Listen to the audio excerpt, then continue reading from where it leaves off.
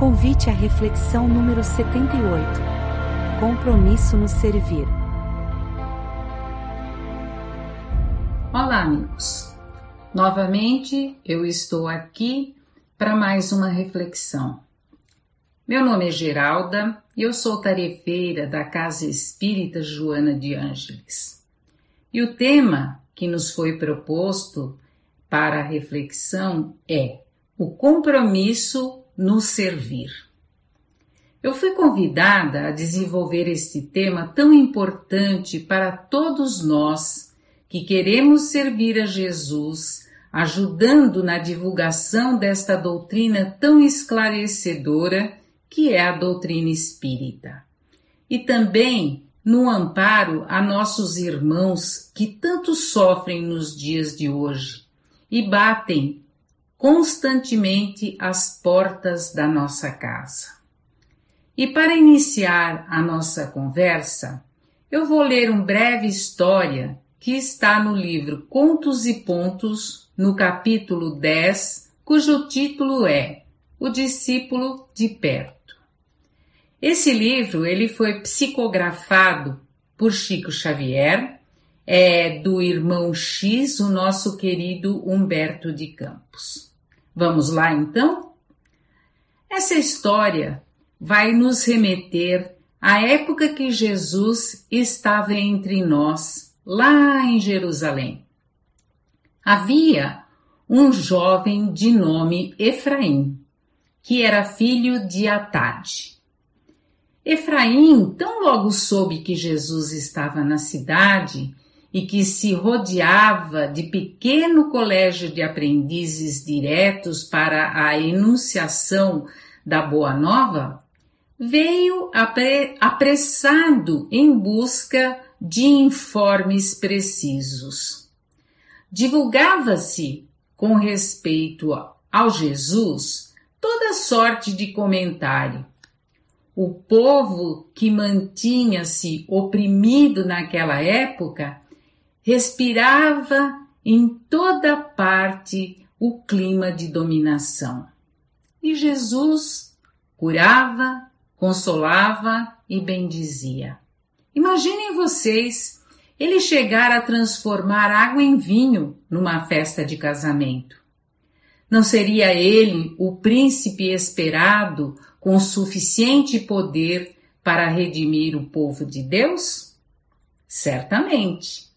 Ao fim do ministério público daquele dia, dividiria cargos e benefícios, vantagens e despojos de súbito valor. Será que isso ia acontecer mesmo? Na cabeça do Efraim, sim. Então seria aconselhável, portanto, disputar-lhe a presença. E Efraim ser-lhe-ia discípulo chegado ao coração. De cabeça inflamada, em sonhos de grandezas terrestres, procurou o Senhor, que o recebeu com a bondade de sempre, embora triste e com indefinível melancolia. Jesus, o Cristo, havia entrado vitorioso em Jerusalém, mas achava-se possuído de uma angústia que só ele sabia. Esta profunda tristeza transbordava-lhe do olhar, pois que ele, adivinhando a flagelação e a crucificação que se avizinhava. Mais sereno e afável, Jesus pediu a Efraim que lhe abrisse o coração. E assim, o jovem falou ardendo de idealismo. Senhor, aceita-me por discípulo. Quero seguir-te. É o que eu mais desejo, é um lugar mais próximo do teu peito compassivo. E assim ele continuou: venho disputar-te o afeto, a companhia permanente, pretendo pertencer-te de alma e coração. Jesus sorriu e falou calmo: tenho muitos seguidores de longe. Aspiras, porventura, à posição de discípulo de perto? Responde Efraim: sim, mestre, embriagado de esperança no poder humano. Que fazer para conquistar semelhante glória, Senhor? O divino amigo, que lhe sondava os mais profundos caminhos da consciência, esclareceu pausadamente. O aprendiz de longe pode crer e descrer, abordando a verdade e esquecendo-a periodicamente. Mas o discípulo de perto empenhará a própria vida na execução da divina vontade, permanecendo dia e noite no monte da decisão. O seguidor de longe provavelmente entreter-se-á com muitos obstáculos a lhe roubarem a atenção, mas o companheiro de perto viverá em suprema vigilância. O de longe sente-se com liberdade para buscar honrarias e prazeres, misturando-os com as suas vagas esperanças no reino de Deus. Mas o de perto sofrerá a angústia do serviço sacrificial e incessante. Aqui, minha gente, o Efraim já estava suando frio. E Jesus prossegue: o de longe dispõe de recursos para encolerizar-se e ferir, mas o de perto armar-se-á através dos anos de inalterável paciência para compreender e ajudar. O de longe alegará dificuldade para concentrar-se na oração, experimentando sono e fadiga. O de perto, contudo, inquietar-se-á pela solução dos trabalhos e caminhará sem cansaço em constante vigília. Aqui eu não preciso nem falar, né? O Efraim estava pálido e quase desmaiando. Mas Jesus impassível continua. O de longe respirará em estradas floridas, demorando-se na jornada o quanto ele deseje. O de perto, porém, muita vez seguirá comigo pelos atalhos espinhosos. O de longe dar-se-á pressa em possuir. Que será que o Efraim queria possuir? Acho que era cargos, né? Vantagens. Mas Jesus diz assim: o de perto, no entanto, encontrará o prazer de dar sem recompensa. O de longe somente encontrará alegria na prosperidade material. E o de perto descobre a divina lição do sofrimento. O de longe padecerá muitos melindres. E o de perto encher-se-á de fortaleza para perdoar sempre e recomeçar o esforço do bem quantas vezes se fizerem necessárias.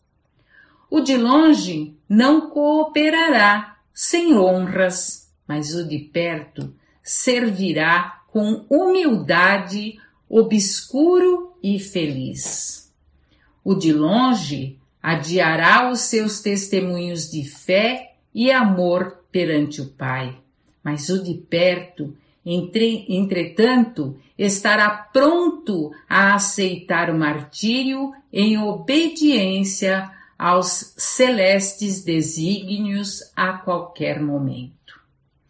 Após longa pausa, Jesus fixou os olhos em Efraim e indagou: aceitarás mesmo assim? O candidato, algo confundido, refletiu e acabou exclamando: Senhor, os teus ensinos me deslumbram. Vou à casa de Deus agradecer ao Santo dos Santos e volto dentro de 1 hora, a fim de abraçar-te o sublime apostolado sob juramento. Jesus aceitou-lhe o abraço efusivo e ruidoso. Despediu-se dele sorrindo, mas Efraim, o filho de Atade, nunca mais voltou. Neste momento, que coincide com o reinício das atividades das casas de oração, onde se planejam atividades, até porque as dores só têm aumentado, não é? Aqui cabe uma pergunta. Nós que conhecemos esta doutrina de amor, sabemos que a nós compete darmos continuidade a ela, amparando os aflitos, ajudando nas obras de caridade. Como estamos servindo a Jesus? Como seguidores de longe ou como seguidores de perto? Sabemos todos das dificuldades vividas hoje por entidades que se prestam a ajudar esses aflitos. E também dos seres humanos necessitados que se multiplicam a olhos vistos nos centros espíritas e nas casas de oração. Sabemos também que a pandemia veio colaborar para as dores que vivemos. E neste momento tão delicado, o que fazemos? Somos servidores de longe ou de perto? Não basta a convicção de que nós somos espíritos imortais se isso em nada altera o nosso comportamento, se isso em nada transforma as nossas vidas.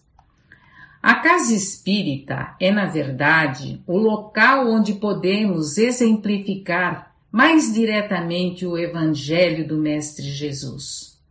É onde as pessoas vão interagir de uma maneira mais intensa. O centro espírita não é a construção de pedra e de cal, de cimento, de ferro e concreto. Ela é o que dentro dela nós construímos. A humanidade, ela sempre construiu templos suntuosos e até as 7 maravilhas do mundo foram destruídas pelo tempo. E a manjedoura vive em nós o tempo todo. Somos nós os construtores da casa de Joana, pois um dia esta casa física não existirá mais ao longo dos séculos. Será destruída, mas apesar dos tempos e dos ventos, o que nós construímos moralmente dentro dela é o que irá significar o Evangelho do Cristo vivido na Terra, o significado do seu ministério de amor e de sabedoria. Gente, o centro espírita é de fundamental importância para o movimento espírita, para a continuidade dos ensinamentos de Jesus. Portanto, a nós compete estudar para sabermos como nos comportar diante a vida e as pessoas que nos cercam. Mas só estudo não adianta, né, gente?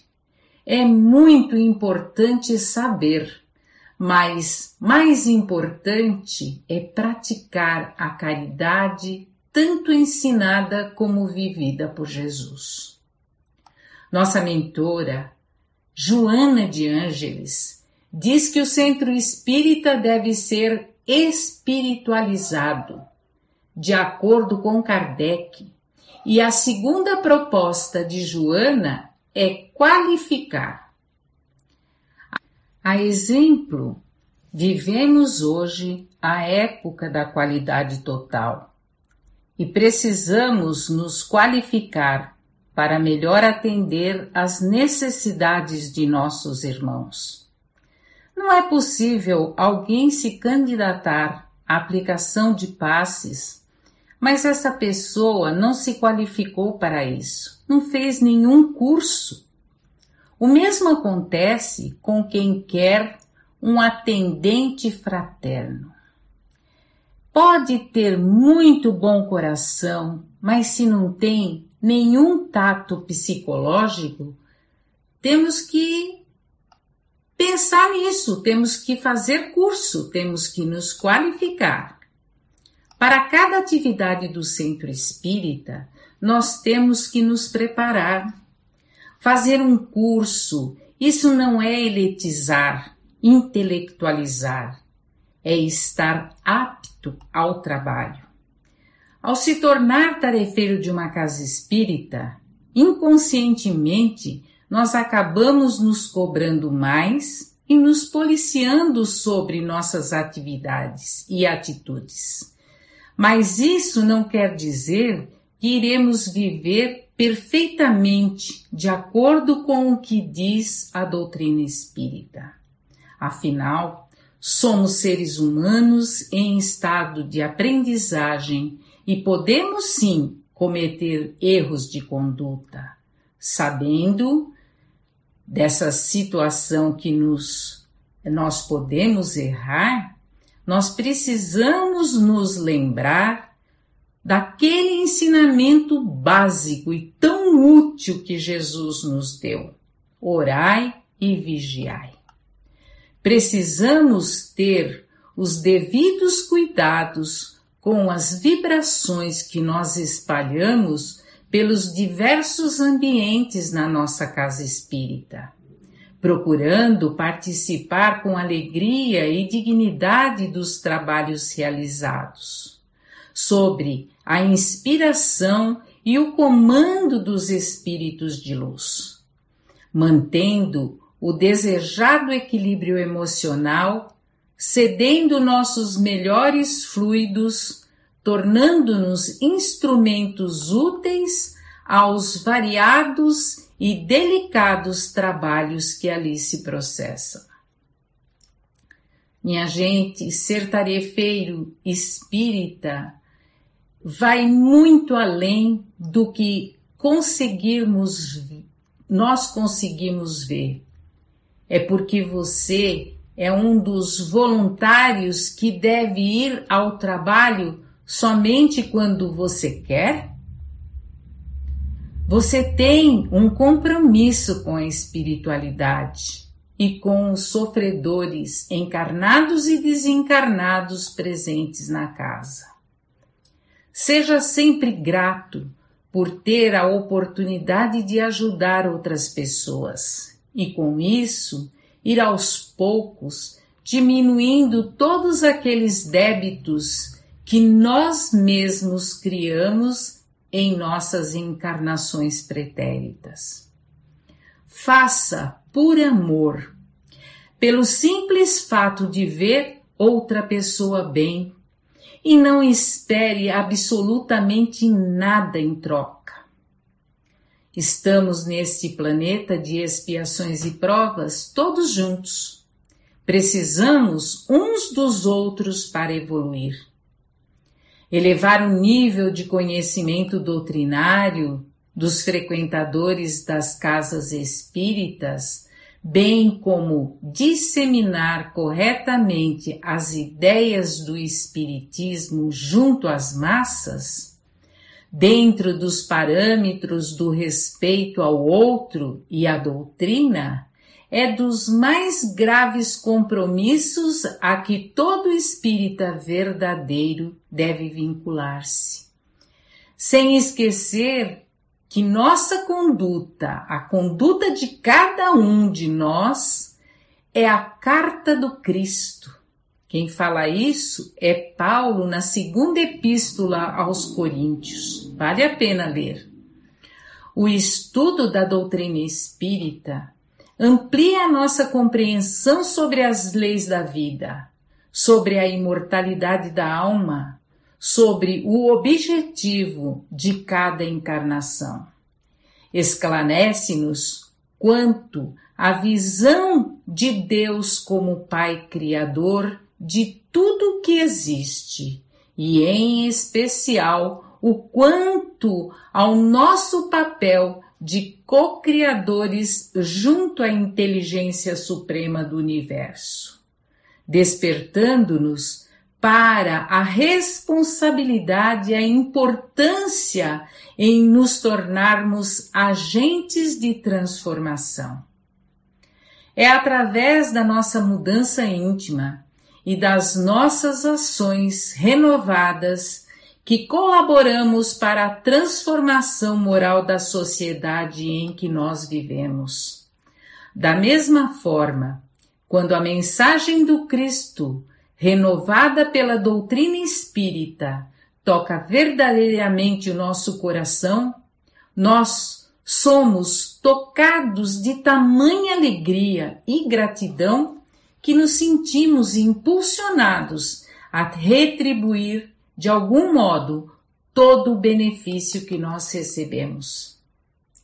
Além da busca para a transformação íntima, é bastante natural a vontade em nos voluntariarmos para a execução de tarefas no abençoado lar que nos acolheu e permitiu o nosso desenvolvimento.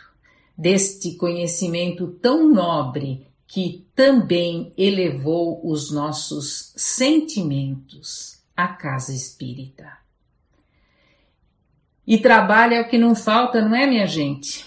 Sendo assim, quando assumimos o trabalho no centro espírita, sentimos-nos empolgados com as novas tarefas, cheio de ideias e de vontade de realizar.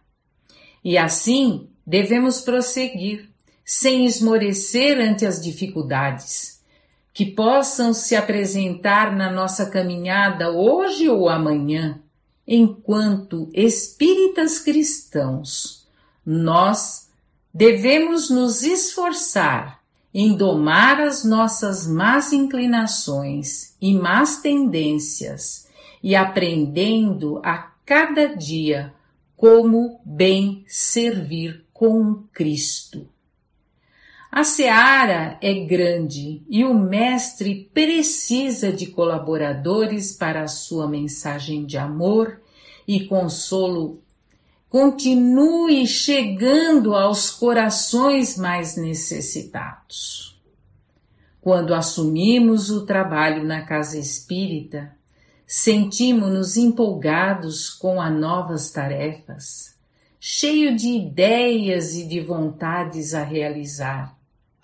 Esse é um grande desafio, minha gente, aprender a bem servir, colaborando com humildade, sendo proativo, mas sem querer impor as nossas ideias e vontades, trabalhando com alegria e dedicação, mesmo quando nós achamos que as coisas poderiam ser diferentes, assumindo com disciplina e boa vontade toda e qualquer tarefa que nos for confiada, mesmo que essas tarefas possam parecer simples, lembrando que quem não cumpre bem as mais simples tarefas não pode esperar as mais complexas lhe sejam confiadas. Quando nós assumimos o trabalho na casa espírita, nós estamos assumindo também um compromisso com o movimento espírita. Nós representamos a doutrina em todas as atividades em que estejamos envolvidos, seja na própria casa espírita, no trato social ou em nossas tarefas humanas. Para aqueles que se assumem tarefas da casa espírita, lembrem-se sempre que estamos sendo observados em todas as nossas ações. Desta forma, pontualidade, assiduidade, disciplina, dedicação, respeito, boa vontade serão sempre exemplos a serem ofertados a todos.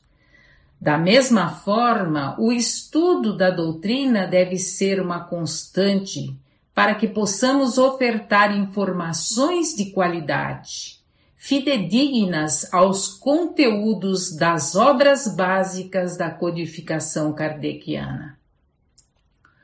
Os roteiros de estudo devem ser agradáveis, porém, o conteúdo fundamental deve estar sempre embasado nos ensinamentos de Jesus e nos esclarecimentos da doutrina espírita, possibilitando oportunidades de autoconhecimento, de aprendizado e vivência de valores que farão de cada um de nós pessoas melhores. Gente, o campo para o trabalho é vasto e o terreno ainda é bastante pedregoso. O trabalhador de boa vontade somente se tornará efetivo se conquistar as ferramentas adequadas para o arado e mantiver a semente em boas condições de qualidade e colocar todo o amor e carinho durante o plantio. Não esmoreça. Agora que nossa casa está funcionando a todo vapor, há muito a fazer e, através de nossos esforços, seremos a cada dia melhores trabalhadores no rumo à perfeição de amanhã. Apenas seja grato por compartilhar momentos de paz dentro desta casa, que é o nosso refúgio seguro, o nosso ninho de amor. E agora, para encerrar, meus queridos, eu vou ler uma poesia. Essa poesia fala sobre a diferença, esse é o título, e está no livro Para Sempre, psicografado por Carlos Bacelli. Estudando a diferença à luz da divina lei, entre orar e trabalhar, um amigo eu perguntei. Peço a você que me diga, de uma forma resumida, a diferença entre a prece e o trabalho em nossa vida. Entre orar e trabalhar, a diferença que há, ora, formiga, meu velho, é somente a letra A. Ante o meu espanto imenso, de vez que o assunto era sério, meu amigo se explicou, desvendando esse mistério. Se todo o trabalho é prece, atende ao que eu vou falar, que em verdade sobre a terra, orar é também arar. Pois a oração sem amor não passa às vezes de um grito, que ecoando pelo vale não se escuta no infinito. Meus queridos, que Joane Jesus abençoe a todos vocês e que tenhamos dias melhores trabalhando para esse mestre de amor e sabedoria.